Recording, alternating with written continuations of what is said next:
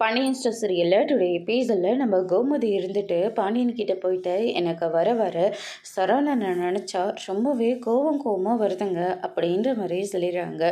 ஏன் என்னாச்சு, உனக்கு மட்டும்தான் அவன் மேலே கோவம் இருக்கா என்ன? எனக்கும் தான் இருக்குது. ஆனால் என்ன பண்ணுறது, அவன் முன்ன இருந்த மாதிரி இல்லையே. இதில் நம்மளும் சம்மந்தப்பட்டிருக்கன்ற விஷயம் தெரிஞ்சதுலேருந்து நம்மளும் அமைதியாக நின்று வேடிக்கை தானே பார்க்க முடியுது. அவனை எதிர்த்து ஒரு கேள்வி கூட நம்மளால் கேட்கவே முடியலையே அப்படின்னு சொல்லிட்டு நம்ம பாண்டியன் ஒரு பக்கம் சொல்லிடுறாங்க. அதுக்கு அடுத்ததாக பார்த்திங்கன்னா இந்த சைடு நம்ம சரவணன் இருந்துட்டு அவங்க பேசுகிற எல்லாத்தையும் கேட்டுக்கிட்டு இருக்காங்க.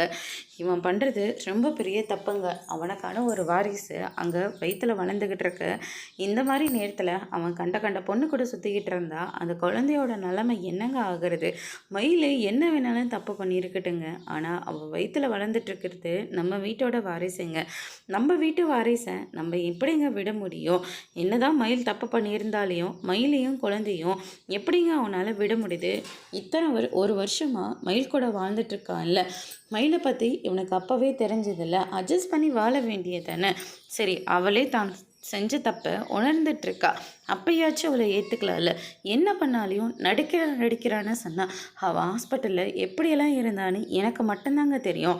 பாவங்க, அவளை அந்த நிலைமையில் பார்க்கும்போது அப்படியே என்ன பார்க்குற மாதிரி இருந்துச்சுங்க அப்படின்னு சொல்லிட்டு கோமதி நடந்த எல்லா விஷயத்தையும் சொல்லி ரொம்பவே வருத்தப்பட்டுட்டு இருக்காங்க.